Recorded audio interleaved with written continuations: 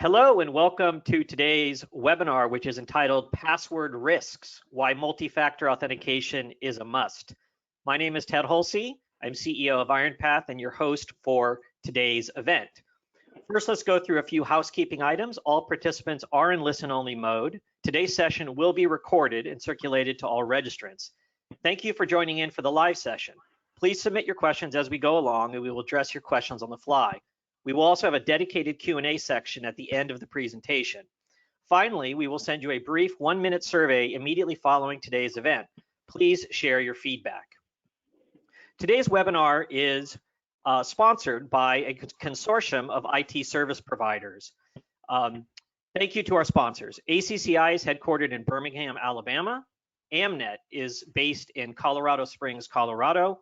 IT Synergy serves the Phoenix and Denver metro areas, and Sagacent is headquartered in San Jose, California, serving Silicon Valley and the greater San Francisco Bay Area. Now let me introduce our speakers.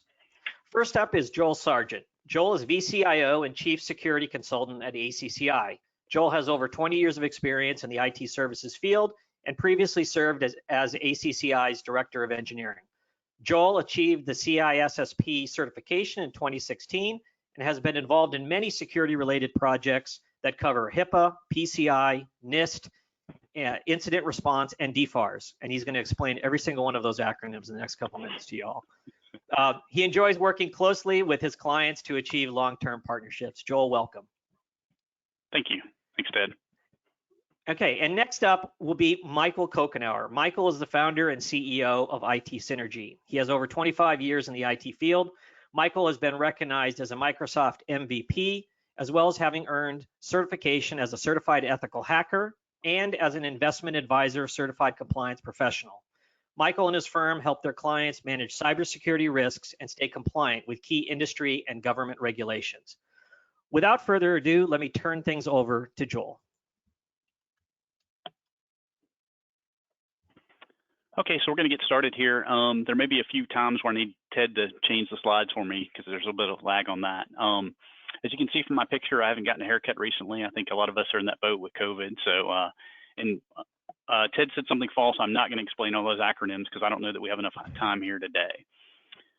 So why should we use multi-factor authentication? Well, one of the main reasons is, and I'm not going to talk off the slides. We'll send out a recording so everybody has this, but I am going to refer to them. But basically, password reuse is still a very common practice. You know, a lot of your employees will use the same password for their personal email address, their LinkedIn account, their Apple iTunes account, their Amazon Prime account, and then they'll use that same password at your office. And let's see if I can change slides. No, go next. Oh, there we go. So a lot of password reuse. What happens is the attackers, the bad guys, the people that use these things against you, what they're going to do is they're going to look for password breaches on the internet. And, you know, several years ago, there was a large password breach at LinkedIn, and credentials were exposed. And once the attackers gain that, so basically they probably have your email address, your full name, your password, they have, you know, your entire credential set. They are going to use that against every other resource they think that you may have on the internet. So in other words, if your password, if your credentials were breached as part of the LinkedIn breach and you're still using those credentials for your Office 365 password, there's a good chance that attackers, the bad guys, are going to use that against you. And in today's day and age, we use so many cloud services, things that are connected to the internet, which basically means that, you know, you're a couple milliseconds away from every cyber criminal on the planet. Where in the old days, you used to have to come into your office, turn on your old white computer, boot it up, and connect your mail server that's there. And people didn't have their email on their cell phones, or we didn't know what cloud was at that time. And things were different then because you could just get away with having a username and password because somebody had to physically be in your office at your computer to use your credentials. Now, with all the cloud applications, anybody in the world can try to use your credentials against all the cloud portals that you may use day to day.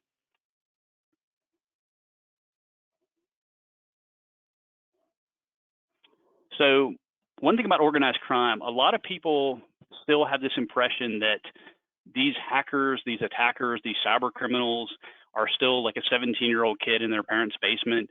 That's really no longer the case. These groups are organized crime, and ever since the beginning of ransomware, you know, I think most people know that ransomware is paid in Bitcoin. A lot of this has been in the news recently if you watched any news or any news cycle in the past couple of weeks.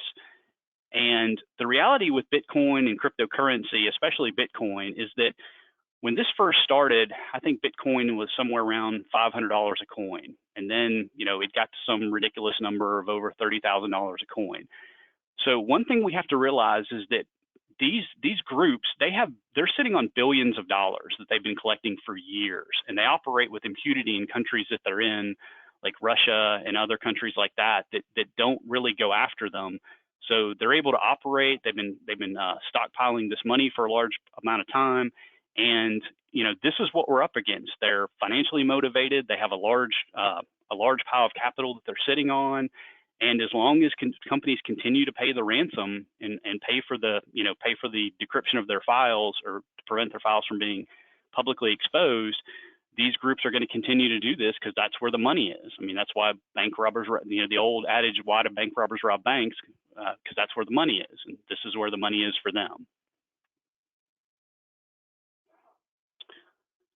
So with most breaches, we always hear about different breaches online and things like that. But at the end of the day, attackers are really going after credentials. And there are these underground trading sites where they're going to trade credentials. So every breach that's ever happened, there's traces of that information if you had access to that site and you had credentials to those sites.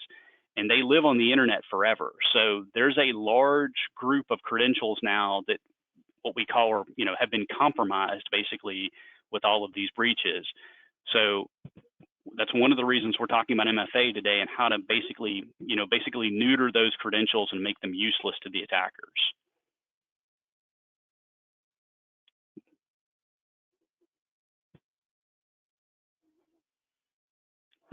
Okay, so some of these we already talked about. You know, passwords alone are not enough. Password reuse is still very common. Credential stuffing is what I was talking about. So to give you an example of this, if I'm an attacker and I obtain a new set of credentials off the internet, let's say it's 100,000 accounts, and therefore, you know, let's say there was a service called Jot or something like that. I'm just making something up now. I'm going to take those credentials, and I'm not going to limit my use of those against the service that was breached. I'm going to try to use those everywhere. I'm going to try to use those against iTunes. I'm going to try to use those against Amazon Prime. I'm going to try to use those against Office 365, against Salesforce. So the attackers are looking to take that credential set that they acquired and use that against every cloud service they can think of. And the other things that these attackers do, and they're fairly smart about this. Everybody, you know, pretty much uses LinkedIn today to advertise everything about their business life, you know, who they report to, what their job title is, what company they work for. Well, attackers are going to look at companies, they're going to look at LinkedIn, and basically you've given them the whole, you know, command structure of your organization, who's in finance, who handles money, who's the CEO, and they're going to take that information and they're going to try to figure out what systems those companies use. There's a pretty good chance that, you know, if you look through LinkedIn, you can see people talking about, oh, we switched to Office 365, or we've started using Salesforce in the past month. That gives the attackers intelligence on what applications and what services you use. The other thing they're going to do is they're going to cross-reference that with other social media like Twitter and Facebook, so that they now know, okay, well, the CEO's gone on vacation for 2 weeks to, you know, out of the country. So now's the time to launch an attack against the CEO's mailbox. And if we can gain access to it, then we can pretend that we're him, or we can, you know, pretext that we're him if we gain access to his mailbox or another member of his staff's mailbox. So attackers are very smart. They're gathering this information because we're all putting it out there. We put more and more information out there about us every day. A couple things about, you know, I want to point out that very last one, and we'll talk about this several times through these slides. But if I can get across one point today, is that if you enable MFA on your account, let's just say it's your Office 365 account, your Apple account, your Amazon Prime account, your Salesforce account, whatever it is, and your credentials are breached somewhere, you know, another provider had a breach and you happen to use the same username and password, that renders those credentials and that breach ineffective against you if you've enabled MFA everywhere that you need to enable it. Which I would recommend that you do this, personally and on the business side. So I know we're talking about this in a business setting, but think about, if somebody was able to get into your Amazon account or an account that you have credit cards or payment information tied to, they can basically use that against you, spend your money, identity theft. There's a lot of things that that can happen in your personal life, not just your business life, that could be impacted by this.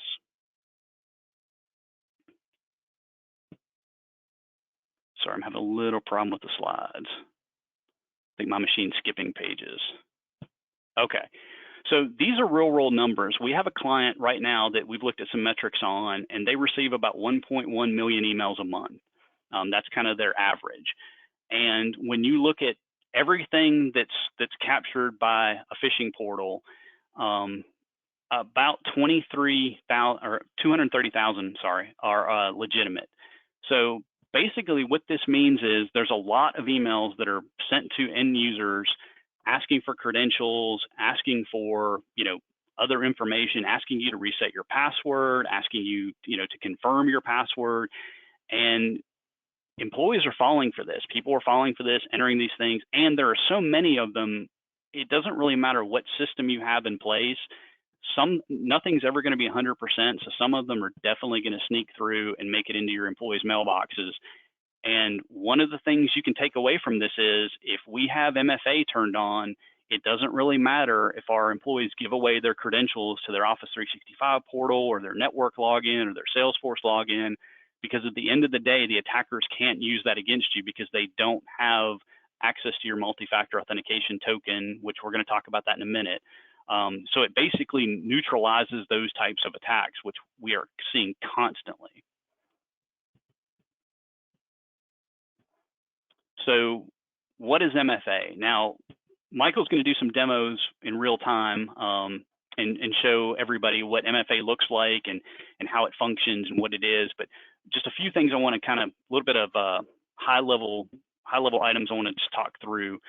One thing is everybody's heard MFA or 2FA. There is a difference. So MFA just means that you have multiple factors. So an example of MFA that's not 2FA would be if you've ever seen the websites that make you choose a security picture, and then it's going to ask you your username, ask you your password, and then show you 5 or 6 pictures, and you're supposed to pick the one that you chose when you set up the account.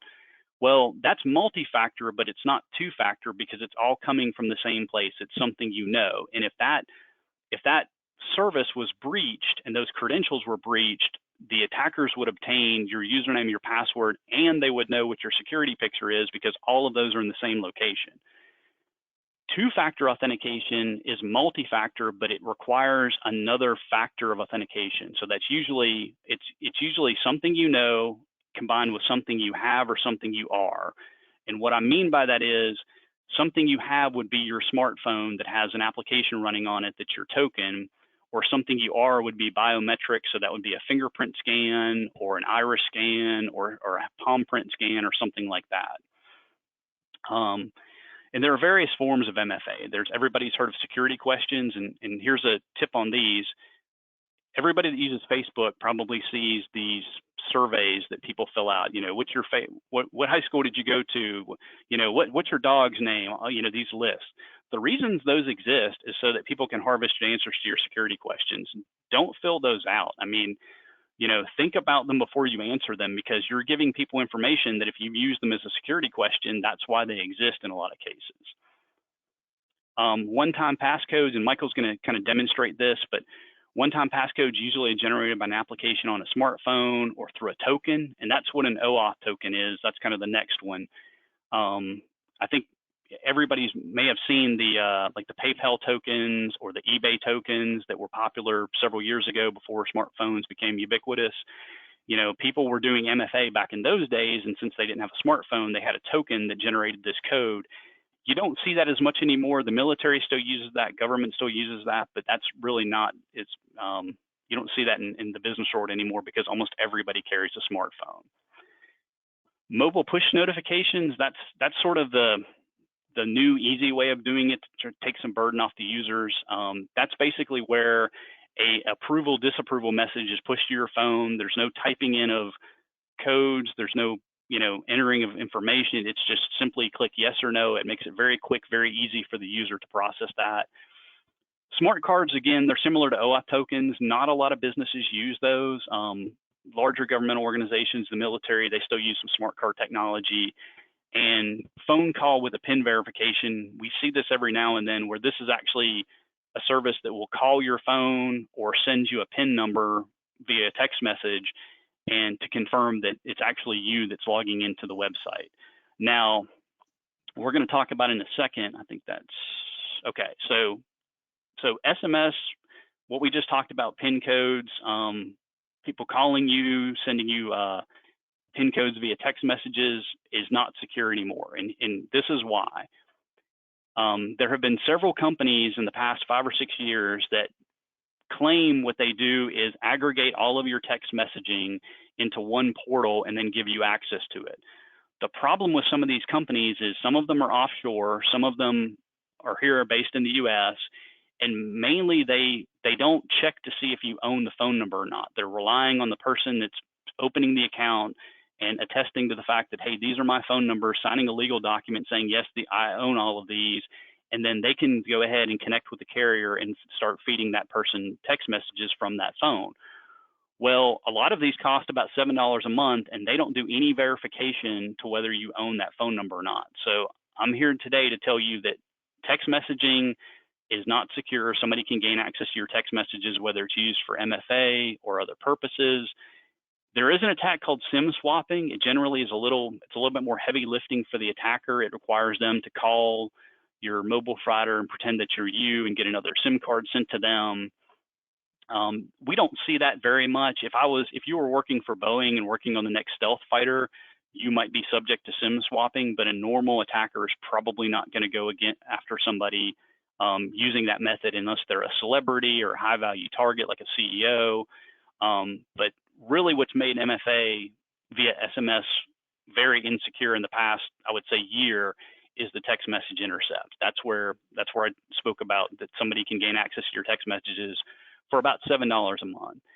And then the other thing people have started to realize is that they're tying phone numbers to accounts, they're forgetting about them, and then they're changing phones, and that number is getting reassigned to someone else.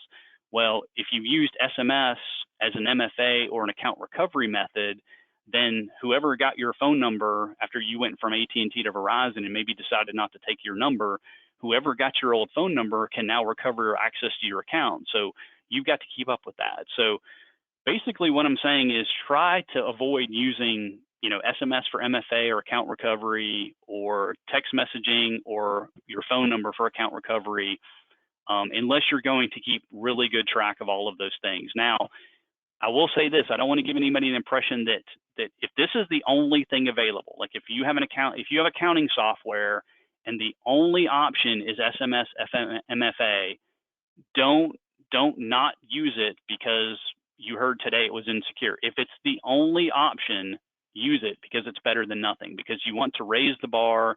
You want to make it more difficult for that attacker to gain access to that mailbox or gain access to that application. If you get the option to choose, an authenticator app on a smartphone is much better than SMS. But again, if SMS is the only thing available, use it because it does make things harder for the attacker, even though it's considered insecure today. It's better than not using any MFA at all. All right, awesome. Thanks very much, Joel. Good morning, everybody. Michael Kokenauer here. What I want to do is I want to build on the information that Joel has just shared with us and talk through a little bit about kind of some of the practical guidelines for turning on MFA. So, first of all, one thing that I want to point out is almost everybody on the webinar today is probably using MFA, whether you know it or not, because one of the best examples of MFA is something that we all do pretty commonly, and that's taking money out of an ATM. So if you think about it, in order to take money out of an ATM, you have to meet two of those factors that Joel talked about. Number one is you have to have something, which is your ATM card. And number two is you have to know something, which is your PIN number. And so those two things together are what have to meet at the same time at the same place in order for you to get cash out of the ATM. So great example of MFA. Let's talk through a little bit MFA. And the first thing I'd recommend is, Joel talked about, yes, this is a business-focused webinar, but really this crosses both your business and your personal life. And so the first thing that you can do to start getting ready for MFA is to turn it on in your personal life. So I've got a screenshot here from Amazon and Facebook, for example. And in both cases, both of these services, like many services out there, offer MFA for free. It doesn't cost anything. It's not difficult to set up. It's just a matter of going in and turning it on. And so in every case, what you need to do is just dig around in the security settings for your account. So with both Amazon and Facebook as examples, you just go into your account and then go to the security area. And when you dig around in there a little bit, you'll see the ability to turn on two-factor authentication. So up at the top left there, you've got an example of what it looks like when two-factor authentication is turned on in your Amazon. You can see there it says two-step verification is enabled. And on the bottom right, you've got the Facebook side, and you can see down there kind of at the bottom right of that screenshot that use two-factor authentication is on. And so that's a great way to get started with this, is just start going into all these different websites. So certainly Amazon and Facebook, but also all of your banking sites, anything financial, your credit cards. Just go in and dig around in the security settings and start turning that stuff on. And so let me start out by doing a little bit of a demo with GoDaddy. So let me share a different screen here, and we'll do a GoDaddy demonstration for you, which just kind of shows you. And I'm just waiting for that to come up. There we go. So here I am at just the Google screen. So I'm going to go out to GoDaddy.com and show you kind of two-factor authentication at its most basic level. So what I'm going to do is just going to go ahead and click sign in here. I get my username and password filled in.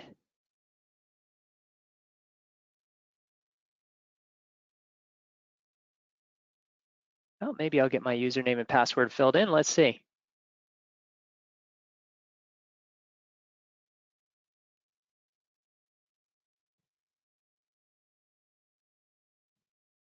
There we go.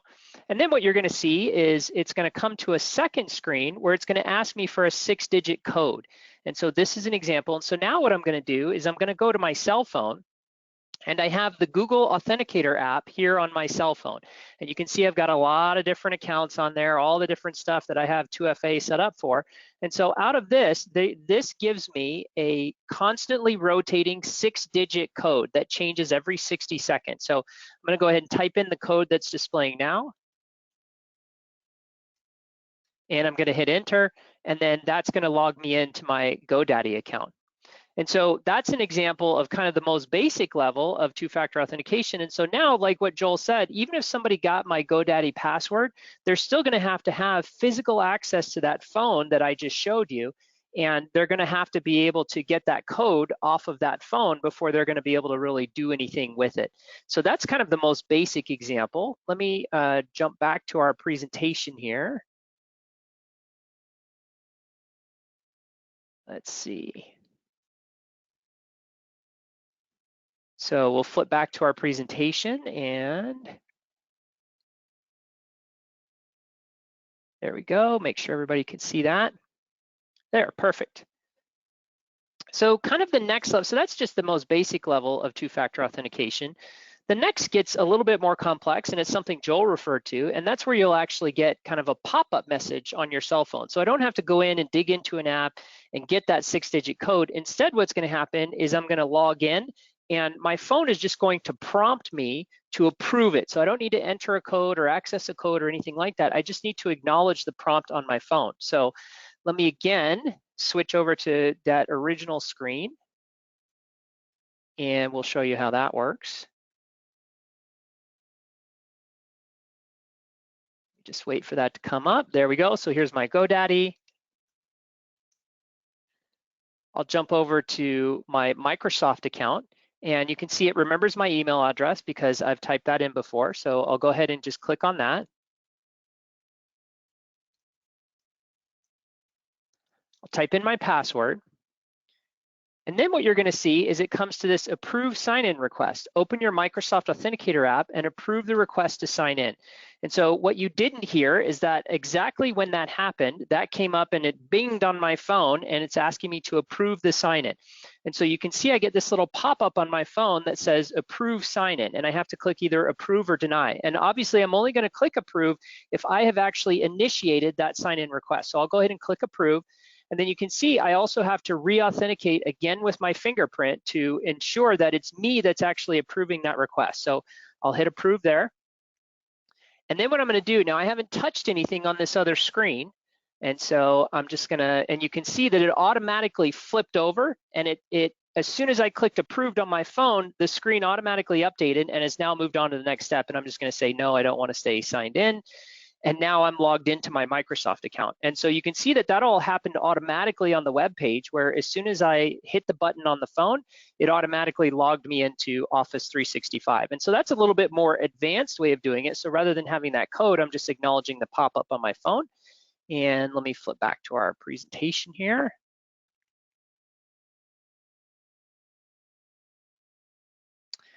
And the way that you can set that up, so Microsoft, much like all those other accounts that I talked about, also offers the multi-factor authentication for free. You just need to, same thing, you just need to dig into your account settings, go to security info, and you can see here I've got a screenshot of what that security info screen looks like, and you can see all the different ways that I can choose to set it up. Now, the one that I chose was Microsoft Authenticator. That actually requires me to install the Microsoft Authenticator app on my phone, and it's that app that gives me that pop-up. I click approve, I validate with my fingerprint, and I'm off to the races. And so we just saw that demo of Office 365. And so then let me talk about, so once you've kind of gotten through those basics, so you've turned it on for all of your financial, your banking, your credit cards, you've turned it on for Amazon, you've turned it on for Facebook, you've gone in and turned it on for Microsoft 365, GoDaddy, you know, all these other things that we've talked about.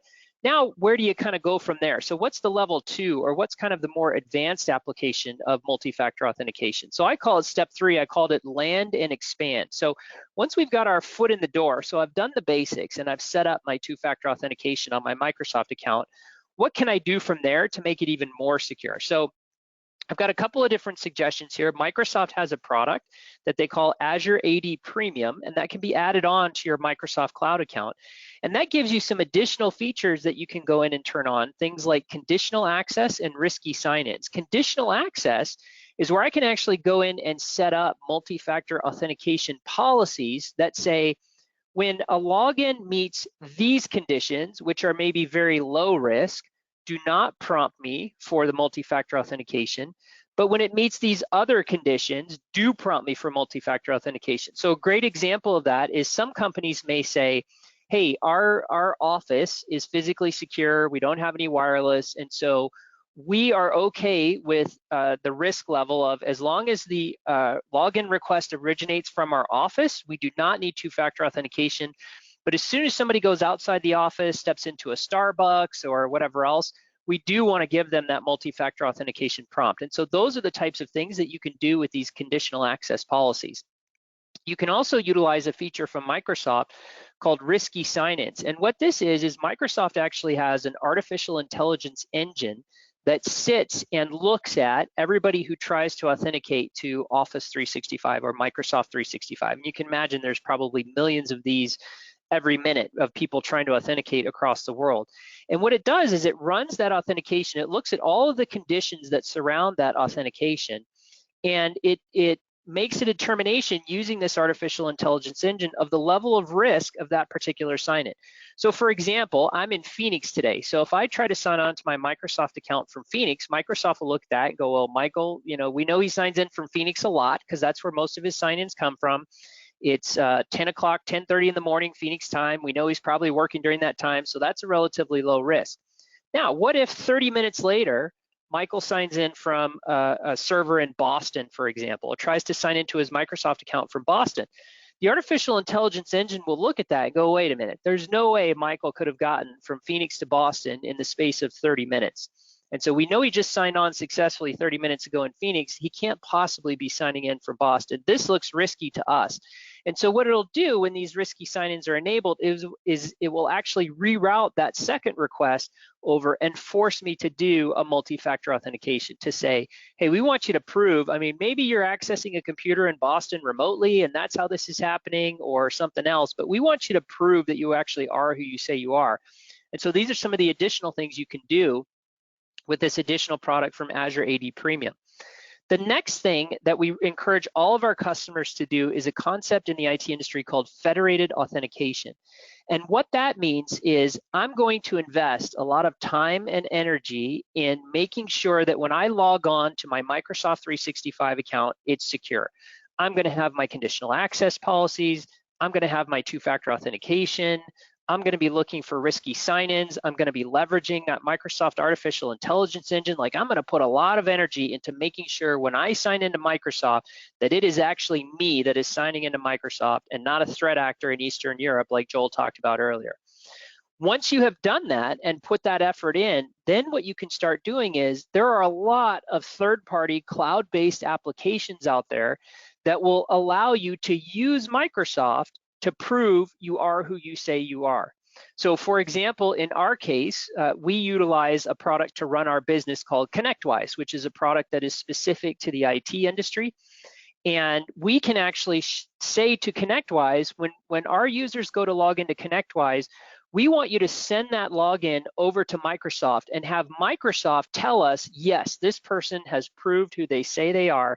And then we will allow you to log in to ConnectWise. And so most likely you may have cloud-based applications in your environment, in some cases even on-premise applications, where you can simply point it to Microsoft as your identity source.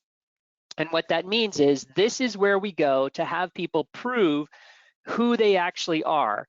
And then once Microsoft says, yep, thumbs up, Michael has proved that it is him, he's done the two-factor authentication, he's in the right place, it's the right time of day, he's jumped through all the hoops we've asked him to jump through, Microsoft sends back a thumbs up and the application says, okay, I'm gonna let you in and I'm gonna give you access to this application. And so federated authentication is something that can really help to expand the reach of your two-factor authentication that you set up through Microsoft.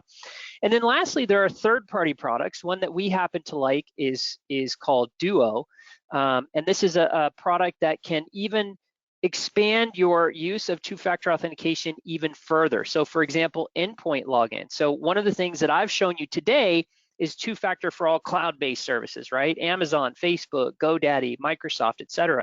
What if when you sit down at your desk and you log into your Windows computer, you want people to be able to use two-factor authentication from there? So just logging into Windows before they've even connected to the internet, I want them to have to acknowledge a pop-up on their phone or enter a code from their phone or whatever the case might be. And so Duo allows you to do that. Duo actually has a little piece of software that gets installed on your Windows computer that will force you to use that second factor to even get into your computer before you can even get to the internet or get out to the cloud. And then Duo is also great to add two-factor authentication onto VPN authentication. Obviously, during COVID, we had a lot of people that are working from home, and when they're working from home, they're connecting to a VPN, which stands for Virtual Private Network, which is a way to connect securely back to your office. So a lot of people are using VPN these days, and so using a third-party product like Duo, it's very easy for us to require two-factor authentication in order for people to be able to connect to the VPN. Super, super important because as Joel said, a lot of these threat actors are sitting in Eastern European countries, wherever, and they're gonna try to come in and get you, but they're not sitting next door to you. They're sitting in this Eastern European country. And so if you don't have the two-factor authentication on your VPN, that means you're effectively allowing remote connections from anywhere with just a username and a password. And Joel talked about all the examples earlier about how we can get people's passwords. So you take that and you add the two-factor authentication with Duo on top of it. Now you've just protected yourself for remote connections coming in from anywhere. So what are some of the benefits of multi-factor authentication or two-factor authentication? Number one, it assures user identity. Using all of these methods that we've talked about earlier to make sure that the person who's trying to log in is who they say that they are.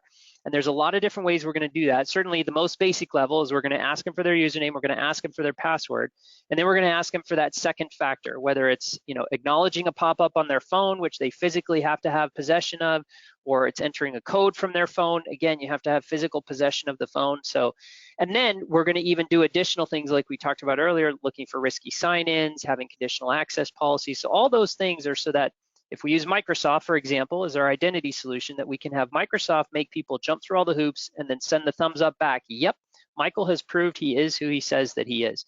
It can also help you to meet regulatory compliance. So there are a lot of different regulations out there. Joel talked about, or maybe it was Ted talked about, a whole bunch of alphabet soup that was out there earlier, different regulatory bodies, so NIST and HIPAA and all these other things. So and even SEC, all these things where maybe your company falls under one of those regulatory bodies. Two-factor authentication can help you to meet some of the requirements that those regulatory bodies are imposing in order for you to do business. Two-factor authentication, especially as I mentioned on some of these sites that you use in your personal life, super easy. All you got to do is turn it on. It's there, it's free, it doesn't cost you anything. And literally, it's just a matter of you go into your account, you look at the security settings, you turn it on, and that's all it is. So in some cases, you may need to install an app on your phone if it's not already there. You saw me use the Microsoft Authenticator and the Google Authenticator today. Those are both great examples. Duo has an app that will allow you to do that as well. But very, very easy and doesn't cost you anything. So really no reason not to do it. It complies with the single sign-on solutions. The single sign-on is what I talked about earlier, this federation where I have the same username and password across all these different applications. And the reason I can do that is because all those applications look back to Microsoft to give them the thumbs up to say Michael has proved he is who he says he is. The other great benefit of that, which isn't a direct benefit of multi-factor authentication, but which comes out of sending all your authentications through that central source, is now when an employee leaves the company, I just disable their account in Microsoft and they're immediately cut off from all of those applications that I have federated to, because now when all of those applications come in and try to authenticate, Microsoft is going to say, nope, sorry, thumbs down. Michael is no longer an enabled user, no longer an active user. He's been disabled. And so I'm cut off from all those applications. So it's a great way to protect yourself in the event an employee leaves the organization. Adds next level security even remotely. I talked about the VPN solution. That's one of the biggest problems is the bad guys. If you have VPN capability, that can be used just as effectively by the bad guys as it can be by one of your employees who's working from home. And so you add that two-factor authentication on to that solution, and now people need that to come in remotely. You've just made it a really bad day for the bad guys. And obviously it's an effective cybersecurity solution because of all of the different reasons that we've talked about today. The other trend that Joel and I were talking a little bit beforehand, and the other trend that both of us have seen recently is, the insurance companies, quite frankly, and Joel referenced, you've seen a lot of information in the news recently about ransomware attacks. Obviously, the Colonial Pipeline one was a big one that was back in the news this week because law enforcement was able to get some of that money back. But we've read a lot about ransomware attacks. And so one of the things that's happening as a result is the insurance companies are really just getting beat up badly, because if you have a cyber insurance policy, when you experience a ransomware attack, it's oftentimes the insurance company that's going to actually pay the ransom, depending on your particular policy. And they're also going to have to provide a tremendous amount of resources just in terms of business resumption teams, attorneys, PR firms, all these sorts of things to help you recover from that attack. And so the way that the insurance companies are starting to react to this is they're starting to say, wow, we're really getting our clock cleaned, paying out all these ransoms and providing all these resources. And so we need to start cracking down. And so as we're seeing our customers come through and renew their cyber insurance policies, we're starting to see the insurance companies asking a lot more questions. And in the most extreme cases, if you don't answer those questions correctly or the way that they want you to answer them, you're either going to see a significantly higher premium to what you experienced even just a year earlier, or in the most extreme cases, they may just refuse coverage altogether, and you'll have to go and find another carrier in order to get cyber insurance coverage. So they're starting to ask these things like, do you have cloud email? And if you do, is it protected by multi-factor authentication? What about your backup system? Where are your backups stored? And we've got here is your backup system protected by MFA, but we're also seeing them ask, well, where is it stored? Is it stored off-site? How often are you backing up? Who has access to it? Is it accessible from the network? So they're asking all these questions, but they're also asking, do you need multi-factor authentication in order to get access to those backups? And then the other thing that they're starting to ask a lot of, because one of the things a bad guy does when he comes into your network and tries to breach it, is the bad guy is going to try to elevate their privileges. So they may just start out getting in as, a regular user, like somebody in your accounting department or the administration department or whatever else, but they're going to try to escalate their rights so that they've got greater and greater rights. And so the insurance companies are recognizing that and are starting to ask, are your administrative level accounts protected by multi-factor authentication? And so it's really starting to get pretty serious in terms of you're not going to be able to get insured, or if you do get insured, you're going to pay significantly higher premiums if you don't have some of these things turned on and enabled. So how effective is multi-factor authentication? Some pretty interesting statistics here from some of the big players in the industry. So Microsoft put out a statistic that says using multi-factor authentication blocks 99.9% of account takeover attacks. So again, we're talking about something that's very easy to implement, very inexpensive to implement, and you can block 99.9% of account takeover attacks. Why wouldn't you do that? I mean, I can't think of any reason why you wouldn't. And Google says that they found that when you send an SMS code to a recovery phone number, that helped block 100% of automated bots, 96% of bulk phishing attacks, which is where they're just sending out millions of emails and seeing what sticks, and 76% of targeted attacks, which is where they've done a little bit of research and reconnaissance on your organization and they're being more targeted.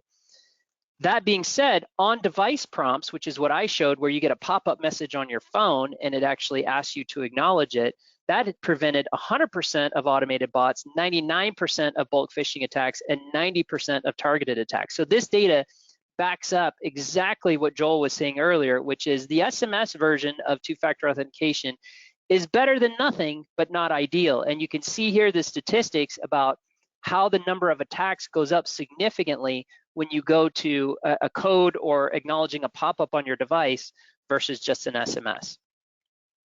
What are some of the challenges of multi-factor authentication? So certainly usability. You're now gonna have an extra step when you're logging into your account. You're gonna have to acknowledge that pop-up on your phone. If you're working at home at night and you left your phone downstairs, well, you're gonna have to go get it because you're not gonna be able to get logged on anymore without your phone. You've got the cost factor. So a lot of the stuff is free, the Amazons and the Microsoft and all that is free. But if you want to add a third-party product like a Duo or something like that, there is a small cost associated with that. Certainly convenience, but the way that I look at it is you've got to balance that convenience against the amount of risk that you're eliminating by implementing two-factor authentication. The availability, so first of all, not every site has two-factor authentication available. I'm even surprised at the number of my banking sites which still don't have two-factor authentication available, and disappointed, frankly. Backup options is something to think about. What happens if you lose your phone? What happens if your phone falls in the swimming pool or something like that? Most of these sites, when you set up two-factor authentication, give you the option to do things like download some backup codes. Make sure you do that so that if you lose your phone or your phone drops in the swimming pool, that you've got some backup codes. Also, a lot of them, like Microsoft, give you the ability to set up more than one device. And so that's another way. Maybe set up your phone and your iPad so that you can use your iPad as a backup in case you lose your phone. And then the complexity. I mean, this does make the whole operation more complex in terms of setting up accounts.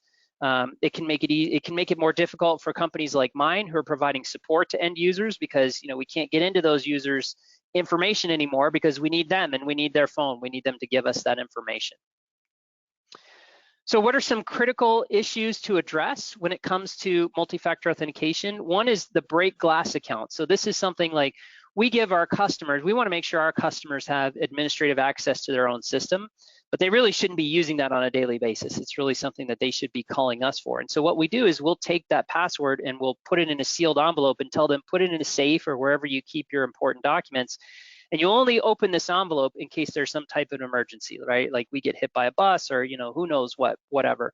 But the problem is if that account is protected by multi-factor authentication, where do you get that second factor from? Like whose phone is it on or whatever else? So there are some challenges there that you just have to think through and making sure you're planning for in advance.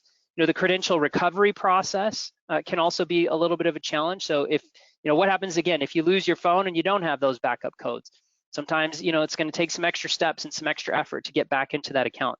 Shared account. So, what if, for example, you all use a common Amazon account, for example, and everybody shares the same Amazon account in the company? Well, if I protect that with two-factor authentication, now how does everybody in the company get in? So again, there are solutions for all these things, but I'm just pointing these out as things that you need to think through. And then multi-organizational access. So for example, we have a lot of customers that implement two-factor authentication to protect their administrative accounts and do all the things that we've talked about. Well, we're an outside vendor as a managed services provider. And so how do they give us access to that after they've implemented two-factor authentication? So no challenge here that can't be overcome, but certainly all things that you need to think about in terms of implementing multi-factor authentication. So I just want to kind of wrap up before we get to our Q&A and talk about the rapid security assessment. So the four organizations, the four of us that have come together to sponsor this webinar for you today, have also collaborated and put together this rapid security assessment that we can offer to our customers. And so let me tell you where this rapid security assessment came from is, one of the best things that you can do in terms of assessing the risk of your organization is have what's called a penetration test done. And that's where you effectively hire a hacker, but it's a good guy hacker. It's somebody who's working for you to come in and break into your organization, hack your organization. But instead of doing bad things like encrypting your files and demanding a ransom and all that, instead what they do is they give you a report at the end and they said, hey, here's all the holes we found. Here's how we were able to get in. Here's where all of your weaknesses are. And then you can take that report kind of like a to-do list and go and solve all those things. What we saw as many of our customers were doing these penetration tests is that oftentimes the penetration tests were coming back with the same things over and over and over and over again. Like, oh, gee, your users have local administrator rights and they shouldn't. Your administrative accounts aren't protected with two-factor authentication and they should be. We were able to walk around in your network and nobody detected us, so you should be detecting us. So as we saw these common themes come back from this penetration test, and by the way, our customers are paying a fair amount of money for these penetration tests. I mean, normally they're thousands or tens of thousands of dollars depending on the size of the organization. And so to pay all that money and just have them come back with the same list every time seemed to us to be a little bit of a waste. And so the four of us got together and designed this rapid security assessment, which is really designed just to grab that low-hanging fruit. So the stuff that's in every penetration test report that the four of us have seen, we can take care of that stuff before you have the penetration test done. And then when you pay the big bucks to have the penetration tester come in, they're actually going to have to go to like the second layer. They're going to have to find the really hard stuff. We're going to make their life difficult, and it dramatically increases the value you get out of that report. And honestly, for the customers that we've done this for, even if you don't ultimately have that penetration test done, this is still a great tool to get rid of a lot of that low-hanging fruit in your organization and really up your security, lower your risk level without a tremendous amount of investment. And so we've got over here some of the things that we do as part of this rapid security assessment. We're going to kind of probe your network from the outside and see what we can get to. We're going to go through and audit your user accounts, who has administrative access. We're going to audit all your computers, look through your group policies, look through non-Windows devices. That's a tremendous amount of information. We spit out like a 100 and something page report, and then we have a security analyst go through and look at all that and then deliver to you a specific set of actionable recommendations. So normally we would charge $24.95 for this report because it's quite a bit of effort and it requires a pretty high skill level in terms of the security analyst that has to dig through that 100-page report and give you a very succinct, actionable list of items. The four of us on this webinar today have agreed to offer that if you mention this webinar for $795. Only if you mention this webinar, we'll give you that discounted price. And so I would encourage you to call whichever one of us is in your particular area, ACCI, Amnet, Sagacent, or IT Synergy, and talk to us about this rapid security assessment. We can get this going very quickly for you. So with that, I will hand it back to Ted to kind of lead us through the Q&A. Great, Michael, thank you. Just want to remind everybody, if you have questions, use the Q&A feature in the GoToWebinar application. Let's pick, so we got about 10 minutes for Q&A, so this is a great opportunity to tap into the expertise from Joel and Michael.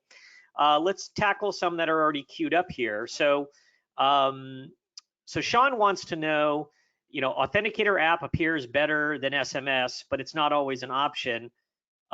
Of the other options, which are the best? phone call PIN, email PIN. So if an authenticator app isn't in use, what are some of the other options, and are some better than others? And I'll just throw that one out there, either of you. Joel, you want to tackle that first, and then I'll chime in? Yeah, so I'll take that. And I'm going to answer a bonus question here for free. So we've thrown a lot at you in the past 50 minutes, a lot of acronyms, a lot of things, a lot of demo. We've stuffed a lot of information into this. And some of you may be having the question, where do we start? What do we do next? This seems like a lot of things we have to digest.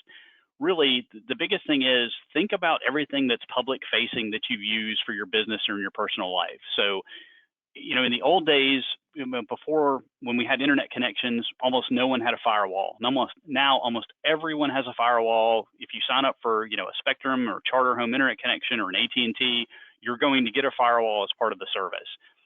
Think of MFA like that. Everything that's public facing that you utilize, Salesforce Online, QuickBooks Online, Office 365, in your personal life, your Apple accounts, your eBay accounts, your Amazon accounts, your Netflix accounts, everything that is publicly available, make that a priority to put MFA on that first. So I just wanted to kind of throw that out there. If you get anything out of this today, start there, kind of one bite at a time, because it's a little overwhelming, everything we've talked about. As far as what's the best, if you can't use an authenticator app, I would really rank phone call, SMS, anything that ties it to your phone number to kind of be a second option. There's really not, if you're given the option of SMS or a call, I would just choose SMS simply because it's simpler and you don't have to wait on a phone call and listen to the phone call. You can just read the text on the phone. And again, even though SMS is considered insecure today, it's still better than nothing. Now, if you could use anything other than SMS or something tied to your phone number, that's going to be better. But again, the best, like you've already talked about, is the mobile application. So some sort of mobile application on your smartphone or device. Yeah, I would just throw a couple of additional things on there. I agree with Joel. One of the other challenges we see with phone calls is a lot of times, especially in corporate environments, people have extension numbers, and it can be difficult with some of these services to get the phone call routed to the right place if you don't have a direct dial number. The other thing I would point out, what we've done with a lot of our customers, and it's a little bit different question than you asked, but we have a lot of customers, especially some of our larger ones, where some of the people say, hey, I don't want to put this is my personal phone. I don't want to put an app on there. So you're telling me to put Google Authenticator, Microsoft Authenticator. No, this is my personal stuff. I'm not doing it. What we've done in those cases, this is actually, because one of the things that people don't realize is that in order to install these apps, the mobile device does not need to have cellular service. It just needs to have an internet connection, which can be accomplished through wireless.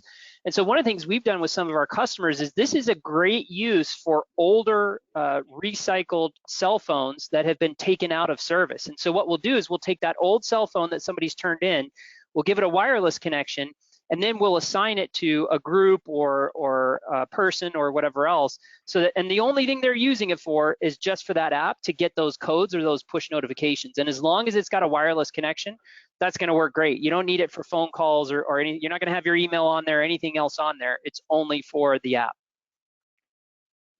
Okay, let's take another question. Daniel wants to know, what are some ideas for the shared account problem, which you briefly talked about with MFA? So what's the solution? Michael, you touched on those a little bit and kind of the challenges and issues. So what do people need to start doing differently? Yeah, there's a couple of things there. First of all, a lot of the third-party solutions have built-in ways to address that. So Duo, for example, allows you to do some of that. Also, some of the tools that we use, some of the password management tools that we use internally for customer passwords and that type of thing have solutions built in for that. So there are definitely organizations out there that have solved that problem. It's just a matter of, a lot of times it may involve using a third-party product that has a small cost associated with it.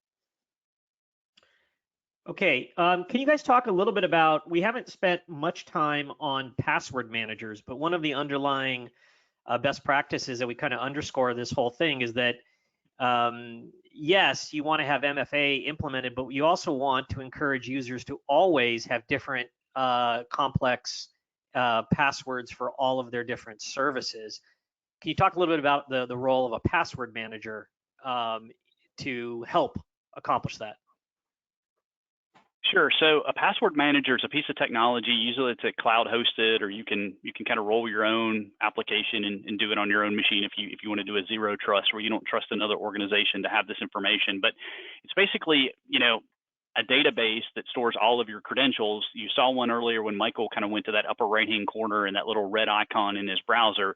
That's where he's storing his passwords. Now, we recommend them for all people to use because at the end of the day, one of the comments about usability and the convenience of this is, how do I remember all of these passwords? You're telling me never to use the same password on multiple sites. Well, I've got 1,000 different accounts or 100 different accounts. I can't remember all of that. A password manager is the best solution for that. But here I'm going to tell you something different. You've probably heard every security guy in the world tell you don't write passwords down. I'm going to tell you write passwords down. If the only way that you can prevent yourself from reusing the same password over and over again is to keep a little journal and to write down the passwords in that, do that, because that's better than password reuse. So if a password manager, if there's a technological barrier or a barrier of economics where you just don't want to spend that money because some of them are free, some of them are for pay. Or if you just want to be really paranoid and never share your credentials with anybody, because it's not beyond the realm of possibility that a password manager service could have a breach, in which case they could gain access to your credentials there. So there is a trade-off for that, but it is perfectly fine to keep a little journal and write things down. What I would tell you not to do is put it on a Post-it note, put it on your monitor, and then take pictures of your monitor and post it on social media, sometime later on. So just, be sane about where you keep it. But we hear all the time, don't write passwords down. And I think that's bad advice. If that's your only way of maintaining separate passwords for everything, write them down. Just realize that book needs to be as secure as your checkbook. I've solved the problem though, Joel, because I put the Post-it note under my keyboard instead of on my monitor. I know nobody will look under there. That trick's never been used before. No one ever looks underneath the keyboard. Yeah, just a couple of things I would add to that. So LastPass is the password manager that Joel talked about that I'm using. Please, if you're going to use a password manager, turn on two-factor authentication there first before you turn it on anywhere else. And of course, I have that enabled on mine.